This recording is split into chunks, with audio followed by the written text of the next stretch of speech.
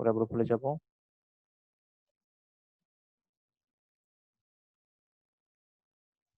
ওকে, আমরা দেখছিলাম কিছু সিম্বল, সবাই এগুলো লিখে নিয়েছে। প্রথমটা স্টার্ট এন্ড, তারপরে অ্যারো, তারপরে ইনপুট আউটপুট, তারপর প্রসেস, তারপর হচ্ছে ডিসিশন। তো আমরা এই সিম্বল গুলো একটু অন্যভাবে দেখি একটু। এটাকে আমি একটু জুম করে দিচ্ছি। তো এইখানে দেখো সবাই যে এইখানে এই যে কানেক্টর চিহ্নটার কথা বলছিলাম, এটা ওখানে ছিল না কানেক্টর চিহ্নটা। এর সঙ্গে কানেক্ট করে যদি একাধিক ডিরেকশন থাকে বা কয়েকটা লাইন আসে, আমরা এটা প্রোগ্রাম করার সময় দেখবো। যদি কয়েকটা লাইন একসাথে আসে তখন আমরা কি করব, কয়েকটা লাইন একসাথে আসলে তখন আমরা কানেক্টরটা ইউজ করব। কয়েকটা লাইন একসাথে আসলে আমরা ইউজ করব হচ্ছে কানেক্টর। তো সবাই আগে যে কয়েকটা লিখেছো তার সাথে এই কানেক্টরটা একটু অ্যাড করে নাও। কানেক্টরটা সবাই একটু এর সাথে অ্যাড করে নাও। সবাই একটু লিখে নেই কানেক্টর। কানেক্টরের কাজ হচ্ছে কানেক্ট করা। একাধিক লাইন থাকলে সে কি করবে, কানেক্ট করে দিবে। ওকে, যদি আমরা এগুলো লিখে ফেলি তাহলে আমরা একটা ফ্লো চার্টের এক্সাম্পল দেখে ফেলি, তাহলে আমাদের বুঝতে সুবিধা হবে যে আমরা ফ্লো চার্ট কিভাবে করব। তো আমরা এখন যে স্লাইডে যাচ্ছি সেখানে ফ্লো চার্টের উদাহরণ আছে। আমরা ফ্লো চার্ট কিভাবে করবো সেটা আমরা একটু দেখি। তো আমরা এখানে একটা ফ্লো চার্ট করেছি। আমরা এই ফ্লো চার্টের যে প্রশ্ন সেটা হচ্ছে দুইটি সংখ্যার যোগফল নির্ণয়ের ফ্লো চার্ট। সবাই একটু প্রশ্নটা লিখো, উঠানোর দরকার নেই উত্তর, এখন জাস্ট শুধু প্রশ্ন লিখো। সবাই প্রশ্ন লিখো হচ্ছে দুইটি সংখ্যার যোগফল নির্ণয়ের ফ্লো চার্ট। দুইটি সংখ্যার যোগফল নির্ণয়ের ফ্লো চার্ট। দুইটি সংখ্যার যোগফল নির্ণয়ের ফ্লো চার্ট লেখো, এটা হচ্ছে আমাদের প্রশ্ন। এখান থেকে বোর্ডে প্রশ্ন আসে, ফ্লো চার্টটা খুবই গুরুত্বপূর্ণ বোর্ড পরীক্ষার জন্য। সবাই লিখে নেই দুইটি সংখ্যার যোগফল নির্ণয়ের ফ্লো চার্ট। তো আমরা একটু এখানে বুদ্ধি খাটাবো, আমরা এখানে আমাদের মতো করে প্রচার করবো। আমরা একটু আগে যে স্ক্রিনে যেটা করছিলাম তোমাদের মনে আছে, স্ক্রিনে আমরা ইনপুট এ বি যেভাবে লিখছিলাম আমরা সেভাবে লিখবো। তো সবাই হচ্ছে প্রথমে এই বক্সের ভিতরে লেখাগুলো লেখার দরকার নাই। প্রথমে সবাই হচ্ছে এই বক্স গুলো লিখে নাও। প্রথমে যে স্টার চিহ্ন আছে, স্টার চিহ্নটা মনে রাখতে হবে, এটা কিন্তু বৃত্তাকার না, এটা একটু চ্যাপ্টা, বৃত্তের মতোই কিন্তু চ্যাপ্টা। তো সবাই এটা একটু চ্যাপ্টা করে লিখবা।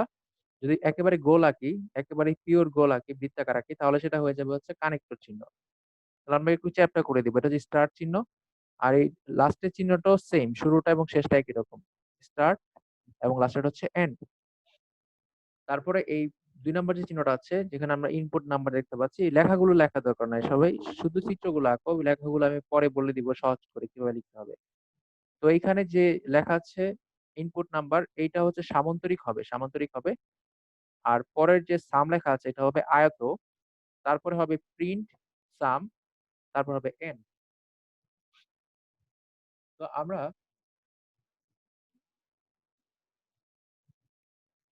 আমরা এখন যেটা করব সেটা হচ্ছে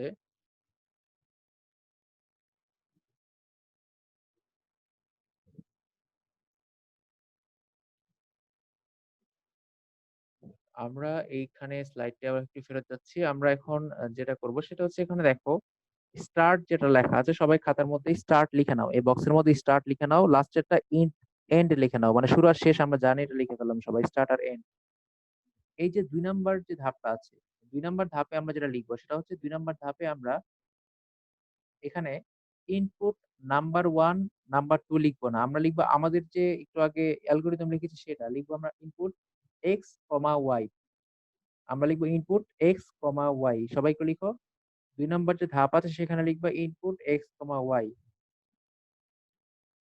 2 নম্বর ধাপে লিখবো হচ্ছে আমরা ইনপুট এক্স কমা ওয়াই। 2 নম্বর ধাপে লিখে ফেলি এক্স কমা ওয়াই, একটু আগে যেভাবে করছিলাম অ্যালগোরিদম ঠিক সেভাবে। 3 নম্বর ধাপে লিখবো sum equal x plus y. যেহেতু আমরা যোগফল বের করছি তাই আমরা লিখবো হচ্ছে sum equal x plus y. Sum equal x plus y, sum equal x plus Y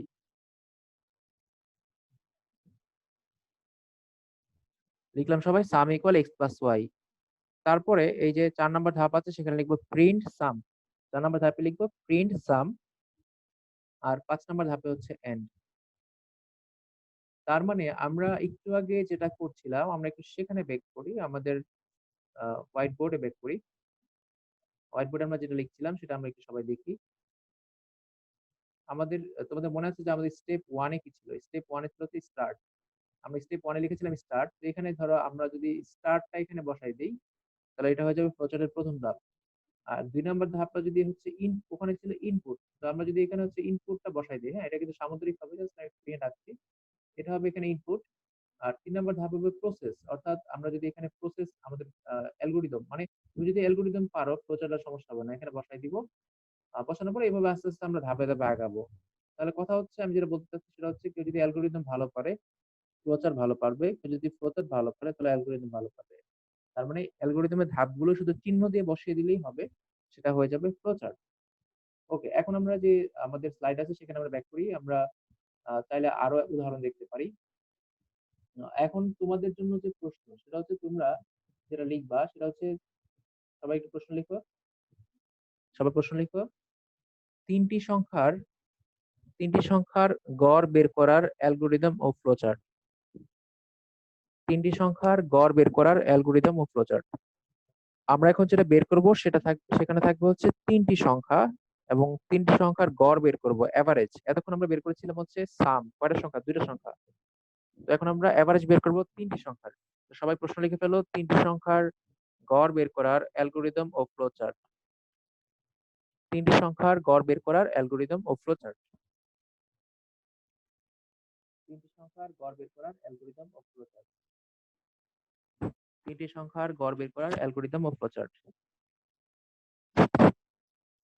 ৩ টি সংখ্যার গড় বের করার অ্যালগরিদম ও ফ্লোচার্ট। সবাই লিখে ফেলেছো? এটা হচ্ছে তোমাদের অ্যাসাইনমেন্ট 3।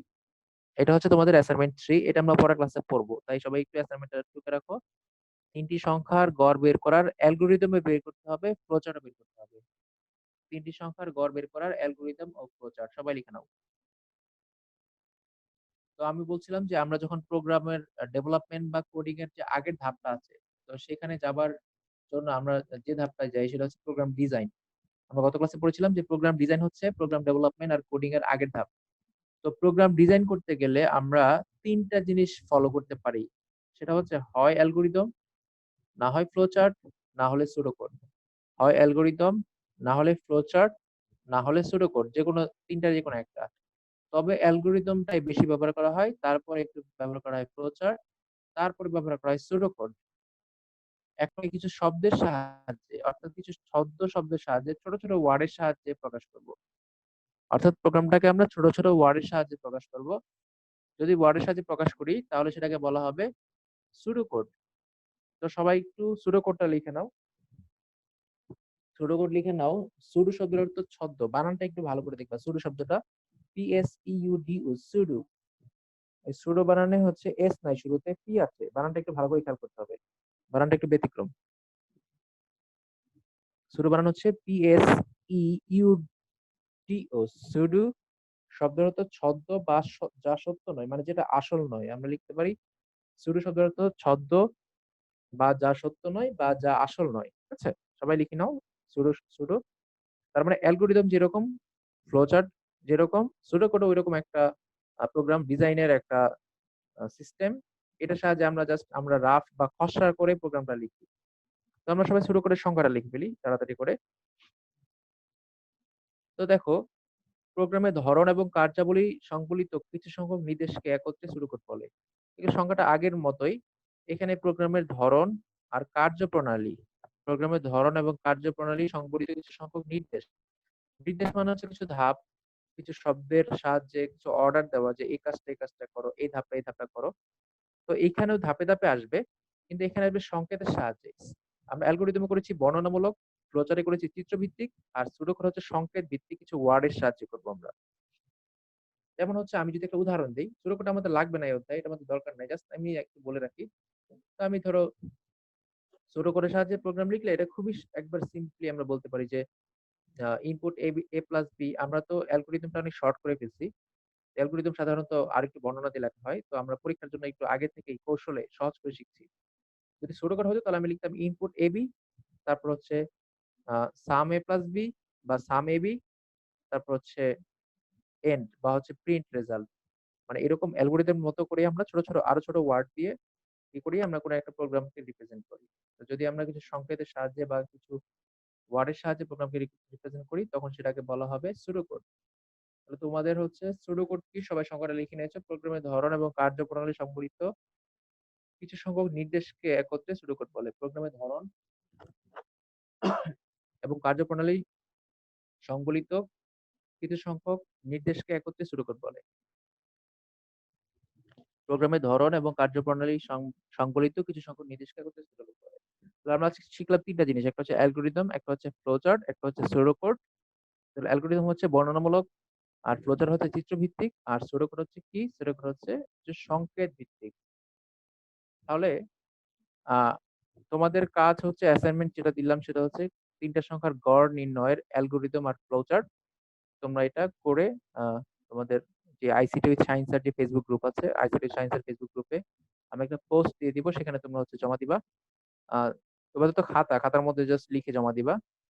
চিহ্ন হচ্ছে ফ্লোচার্টের আমরা আজকে যেগুলো ব্যবহার করেছি সেগুলা দিয়েই হবে। জাস্ট তোমরা একটু চিন্তা ভাবনা করে ফ্লোচার্টের অ্যালগরিদমটা করে ফেলবা। তারপরেও কারো বুঝতে সমস্যা হলে আমাকে অবশ্যই ফেসবুকে নক দিবা, মেসেঞ্জারে নক দিবা। ঠিক আছে? তো আজকের ক্লাস আমরা সামনে আগাচ্ছি না। যেহেতু তোমরা অনেকেই বলছো যে আজকে নেটওয়ার্কের সমস্যা হচ্ছে, ক্লাস করতে চাচ্ছ না। তাই আমরা আজকে ক্লাস আর বেশি দূর আগাচ্ছি না। তোমাদের এখন কারো কোনো প্রশ্ন থাকলে প্রশ্ন করতে